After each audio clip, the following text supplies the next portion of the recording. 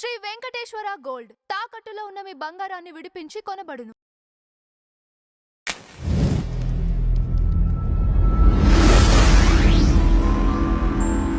నమస్తే వెంకటేశ. హరే శ్రీనివాస్ అండి. ఓం నమో వెంకటేశాయ. రీసెంట్గా మీరు గోదాదేవి అమ్మవారి అవతారం వేసి స్వామివారిని సేవ చేశారు. చాలా అద్భుతంగా వచ్చింది. ఇంకొకటి మీలో కూడా శ్రీమన్నారాయణమూర్తి వెంకటేశ్వర స్వామి వారు కనిపిస్తున్నారు. అంటే ఎప్పటికైనా నేను స్వామికి ఆ రూపంలో చేరుకోవాలని ఒక ఆశ. అంటే అమ్మవారు ఆవిడ చేసిన పనులు అంటే లైక్ ఎలా అంటే అమ్మవారు అందరినీ కలిపి పాసురాలు చెప్పి, ఆ గోదాదేవి అమ్మవారు అందరికీ పాసురాలు చెప్పి ధనుర్మాసం దీక్ష చేసి, అలాగే మనకి కార్తీక వ్రతం చేసి స్వామివారిని మెప్పించి స్వామిని పెళ్లి చేసుకుని స్వామిని ఆవిడ స్వామివారిలో ఆవిడ కలిసిపోయారు. సో అది కనీసం మనం ఆవిడ కాలుగోటికి కూడా సరిపోము, కానీ అట్లీస్ట్ మన భక్తి దాగంగా ఏదో చెయ్యాలి అనేది ఒక తపనలో అనుకోకుండా అనూస్ మేకప్ స్టూడియో వాళ్ళు అది చేయడం, అందులో నేను మోడల్గా వెళ్ళడం బాగా జరిగిందండి. అది కలియుగ ప్రత్యక్ష దైవం వెంకటేశ్వర స్వామి. వెంకటేశ్వర స్వామి వారికి కొన్ని కోట్లలో మంది భక్తులు ఉన్నారు. మన 2 తెలుగు రాష్ట్రాల్లో కూడా ఉన్నారు. మీరు వెంకటేశ్వర స్వామి భక్తుల్లో చాలా ప్రసిద్ధి చెందారు. స్వామివారి సేవ చేస్తూ కోలాట నృత్యంతో భగవంతుడి సేవలో ఉండి 2 తెలుగు రాష్ట్రాల్లో ఉన్న అందరికీ తెలుసు. మీరు సతీష్ గారు అంటే అందరికీ తెలుసు. ఈ కోణంలోనే మీరు వెంకటేశ్వర స్వామి అంటే తిరుపతి టెంపుల్కి వెళ్తుంటారు, అక్కడ ఉన్న తీర్థాలు దర్శనం చేస్తుంటారు, స్వామివారి సేవ చేస్తుంటారు. కాబట్టి తిరుపతిలో 3 కోట్ల తీర్థాలు ఉన్నాయని చెప్తున్నారు కదా. అందులో మనం ఒక్కొక్క తీర్థం గురించి చేద్దాం స్వామి, మీరు అనుమతిస్తే. అందులో భాగంగానే ఆకాశగంగా తీర్థం ఏంటి? ఆకాశగంగా తీర్థం యొక్క ప్రాధాన్యత ఏంటి? ప్రత్యేకత ఏంటి? ఏం జరుగుతుంది ఈ తీర్థంలో స్నానం ఆచరించడం వల్ల? ఆకాశగంగా అనేది మనకి నిత్యం మనం ఎప్పుడు వెళ్ళినా తిరుమల మనం చేయగలమండి. అందులో మనం ఆ నీళ్లు తీర్థంగా తీసుకోగలం, కొన్ని నీళ్ళు తీసుకొని మనం తల మీద వేసుకోవచ్చు. ప్రతి అవకాశం ఉంది మనకి. మెయిన్ అది ఆ ఆకాశగంగా మనకి రావడానికి కారణం ముఖ్యమైన మనిషి తిరుమల నంబి. ఓకే. ఆయన సాక్షాత్తు రామానుజుల వారి 5 గురువుల్లో ఒక గురువు.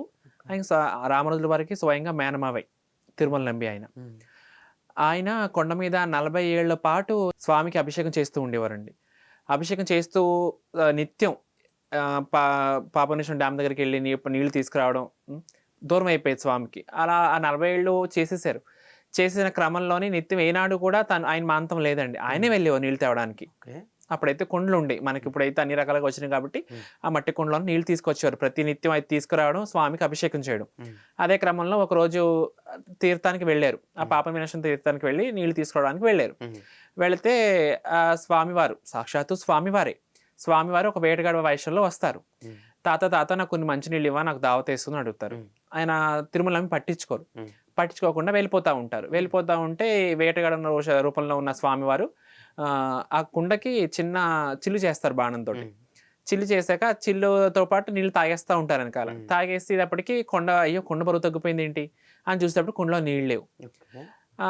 కుండలో నీళ్ళు లేవు, అభిషేకం టైం అయిపోతుందని చెప్పేసి తిరుమల నమ్మి కింద కూర్చొని పడిపోయి మొత్తం ఎంత పని చేసావు నువ్వు అని చెప్పి బాధతోటి ఏం చేయాలో అర్థం కాక బాధపడుతూ ఉంటే, ఇదిగో తాత నేను తీసుకెళ్తాందా, ఇక్కడ దగ్గరలో మనకు నీళ్లు ఉన్నాయి అని చెప్పి తీసుకెళ్తారు స్వామివారి. తీసుకెళ్ళి అక్కడ చూపిస్తారు. ఇప్పుడు ఆకాశంగా ఎక్కడైతే ఉన్న స్థలం ఆ స్థలం చూపిస్తే అక్కడ ఏమీ ఉండవు, రాళ్ళు రప్పలే ఉంటాయి. ఇదిగో తీర్థం అన్నం అక్కడ ఏమీ లేవు, ఎలాగో ఏంటి అంటే అదిగో అక్కడే చూడు అని చెప్పేసి తన బాణంతో తను ఆ కొండని చీల్చుతారు. ఆ చీల్చడంలోనే ఆకాశంగా అక్కడ పుట్టింది.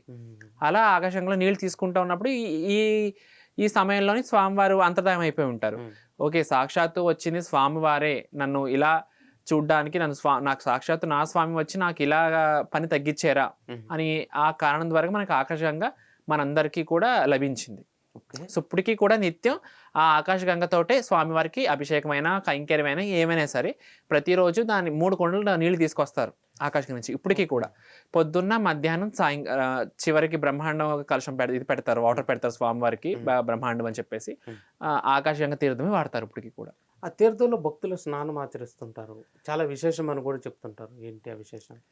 విశేషం అంటే సాక్షాత్తు స్వామివారు చేతులారా దాన్ని చేతుల్లో ఆయన సృష్టించింది. మనమందరం ఆయన సృష్టించిన వాళ్ళమే, కానీ మనం ఎన్నో పాపాలు చేస్తూ ఉంటామండి. ఒకటి కాదు, ఎన్నో చేస్తాం. కానీ అవన్నీ కడుక్కోవాలంటే మనకి ముందుగా గుర్తొచ్చేది కాశీ వెళ్ళొచ్చామా, ఆ తీర్థానికి వెళ్ళొచ్చామా, ఈ తీర్థానికి వెళ్ళొచ్చామా అని అందరూ అనుకుంటాము.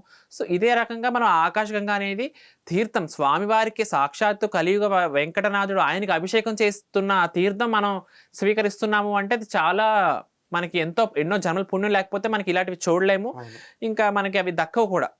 అంటే చాలామంది ఏం చేస్తుంటారంటే స్వామి, వెళ్తారు నడకదారు ద్వారానే స్వామివారి దగ్గరికి వెళ్తారు, స్వామివారి దర్శనం చేసుకుంటారు, మళ్ళీ తిరిగి వచ్చేస్తుంటారు కదా. అంటే తప్పనిసరిగా ఆకాశగంగలో స్నానం ఆచరించడం అనేది ముఖ్యమా, లేకపోతే అవసరం లేదంటారా? తప్పకుండా అండి. ఇప్పుడు మనం అక్కడి వరకు వెళ్ళిన స్వామిని సేవిస్తూ మనం డైరెక్ట్గా మనం స్వామిని దగ్గరికి వెళ్ళలేము. అభిషేకం చేసిన నీళ్లు మనకి తీర్థంగా మనకి బయట ఇస్తున్నారు, మామూలుగా మనకి బయట ఇస్తున్నారు. సాక్షాత్తు స్వామివారి చేతుల ద్వారాగా మనకి ఆకాశగంగ పుట్టింది అని తెలిసాక ఏ భక్తుడు కూడా మానడు. కానీ చాలా మంది టైం లేక వెళ్ళిపోతూ ఉంటారు. కానీ మనకు ఆకాశగంగ వల్ల మనకు పక్కనే వేణుగోపాల స్వామి టెంపుల్ కూడా ఉంటుంది అక్కడ. సో అవన్నీ కూడా మనం చూడొచ్చు. అండ్ మనం ఒకటే కాకుండా మన పిల్లలతో వెళ్తాం కాబట్టి ప్రతి వాళ్ళు కూడా వాళ్ళ ఫ్యామిలీతోనే వెళ్తారు.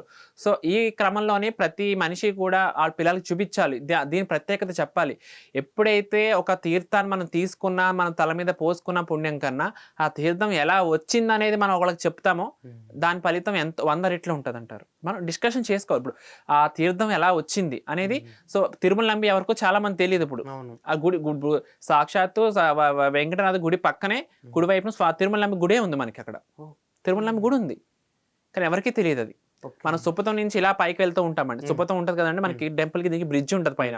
ఆ బ్రిడ్జ్ కింద మనకి కరెక్ట్ గా మనం ఇటు నుంచి లెఫ్ట్ సైడ్ ఉంటుంది మనకి తిరుమల నంబి గుడి అండి అది.